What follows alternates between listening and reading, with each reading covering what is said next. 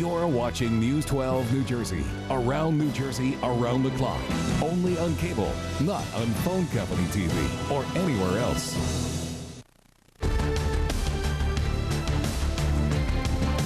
Around New Jersey, around the clock.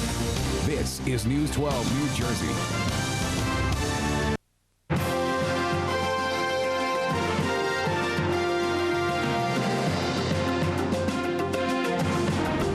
Welcome back to New Jersey Power and Politics. I'm Jim McQueenie. What was the top political story of the year of 2007? Well, there's a few that could get the nod. Let's kick that around now with Joe Marbach. Joe's the Dean of School of Arts and Science at Seton Hall, as well as a professor of political science there, and a frequent guest on the show here to talk about these issues from an independent view. We got a lot of partisan work back and forth here. We like that, but occasionally we like to pause for pause and look at things independently here.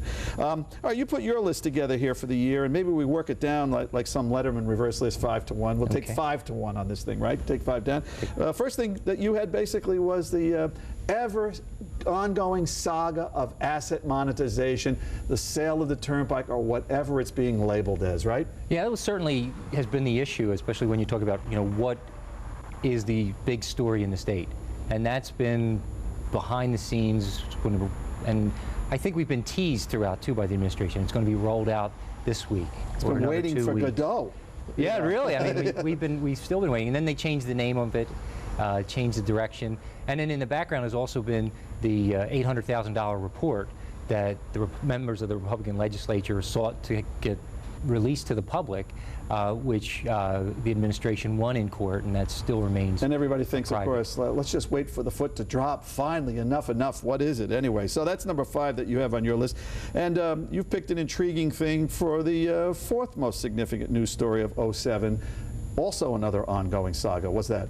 We have the list here. List here. Corzine and Katz. Yeah. Well, and that's also part of a larger issue too, because there are certainly the email addresses going back and forth with regard to the union negotiations that the governor took up, and are those private conversations, are those public conversations, and then in the background also is the loan or the gift to Rocco Riccio, who is Carla Katz's brother-in-law, and then other gifts that were coming out to Yeah, the Katz family. It's funny, with all that it is, and I don't dispute that it should be near the top on here, but some of the polls through the years, through this year, showed that still with all that being written about, hardly anyone knew who Carla Katz was in the polls.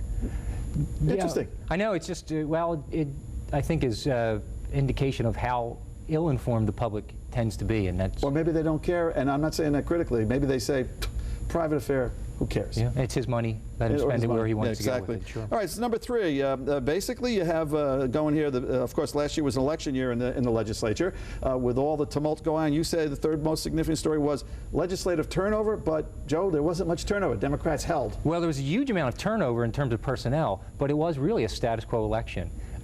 And what I find most striking is that where we did see the most competitive race in the state, Karcher versus Beck, it turned on a quote-unquote ethical issue, the Christmas tree farm. But everything that Ellen Karcher did was legal. It was clearly a tax break she was entitled to for having the farm. But voters hung on that and voted her out of office. Was it that, or was it return to norm on a district that had previously in many years before been Republican? Well, that certainly was part of it, but it was a competitive election also. But it was in the news, as you say, on the turnover. You also mentioned the Republican leadership change under that story, legislative turnover.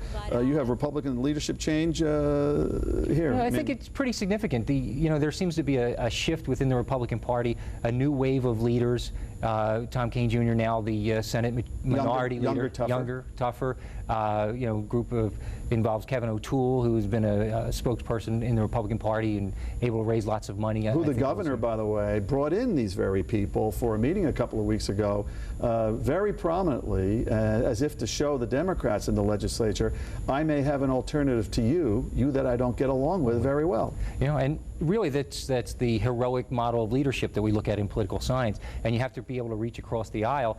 And to the Republicans' credit, they took the meeting, and maybe they'll be able to get something out of this governor term, you were talking about his midterm report, that the previous Republicans weren't able to. Okay, and you have as a second most significant story of 2007, I guess we can just say 2 words to that, Chris Christie. Chris Christie, right. The Attorney General, the Sure, U.S. Attorney for New Jersey. Right, and then we've seen 2 state senators indicted, and then deciding not to run for re-election, a couple of assemblymen convicted, the Monmouth 11, the list goes on as to the number of scalps that he's added to his belt with regard to corrupt I suppose politicians. also, Joe, while we were showing here pictures of Chris Christie talking, the photos that could have accompanied this number 2 story for you would be a lot of politicians with handcuffs on their wrists or their raincoats over their heads, right? Head being let out of, yeah. And really, I think the end result, though, is also surprising, that there wasn't a lot of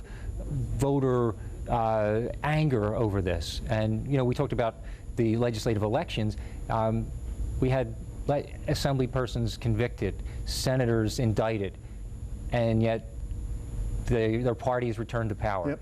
It's the way districts are drawn in New Jersey. It's tough. And by the way, there was a poll, I don't know, about 2 years ago, I believe it was Eagleton, that asked people what phrase best describes the state legislature, and one of the phrases that they gave was ethically challenged, and 2/3 of respondents agreed with that phrase, ethically challenged, but then went ahead and, as you see, re-elected the Democratic-controlled legislature on there. So how do you figure the disconnect? Yeah, but you come to the top story of 2007 here. You have listed as the governor's accident. Yeah, the governor's accident, I think, it showed, at least to me, a number of different issues. One, the symbolism of him, you know, speeding along the highway without a seatbelt and then being a victim of an accident. Is this a political metaphor too?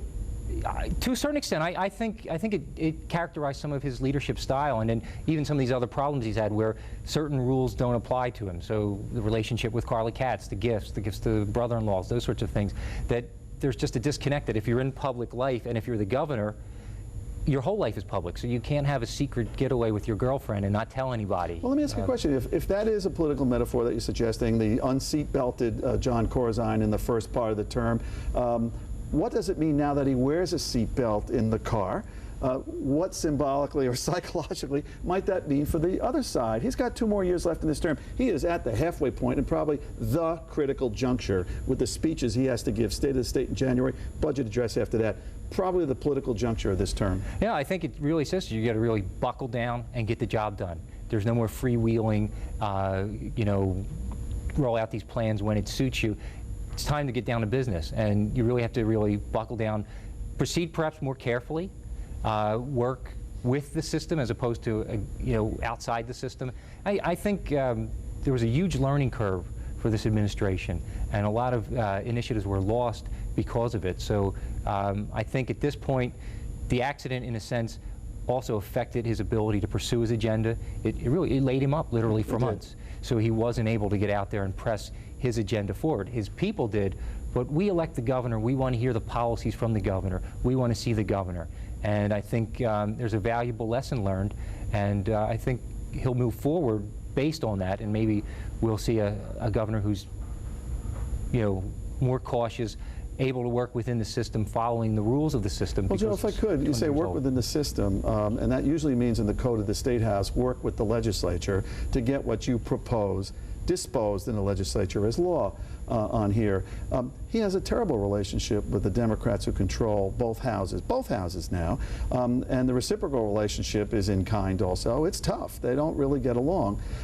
Witness, you know, in normal times it would be provocative to bring in Republicans against your own party. It's a form of a snub to your party. No matter how much you bring the Republicans in, you still need 41 in the Assembly and 21 in the Senate, and those are going to be led by Democrats. Do you think that symbolism of trying to bipartisanship that he proposed by having that little meeting actually undermines him further in trying to deal and get his bills through the legislature that's controlled by Democrats, not by Republicans? Well, it's a calculated risk.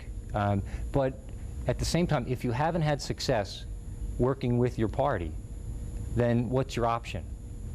And he's really going to need some people from across the aisle to come across and vote for him and for some of his very controversial policies. I don't know if he'll get it. The whole monetization question. Well, you know, Christy Whitman had the same situation when she was governor. She had a Republican-controlled bodies there, and she took an approach that was oddly enough similar to Corzine by saying basically, I don't need you, majority, and she went about her own way, and you know what? In hindsight, she got most of what she wanted. Yeah. Again, it's that heroic style of leadership, and can you do it? Pulling it off is the question, though, and you have to be very strategic, and we'll see if the governor. We'll see in 2008. Okay, thank you, Joe Marbach, for coming on. Still to come, we will touch base with the League of Municipalities and talk about their annual mayor survey. Bill Dressel, the executive director of the League, will be along with us right after this break, so stay with us. New Jersey Power and Politics continues.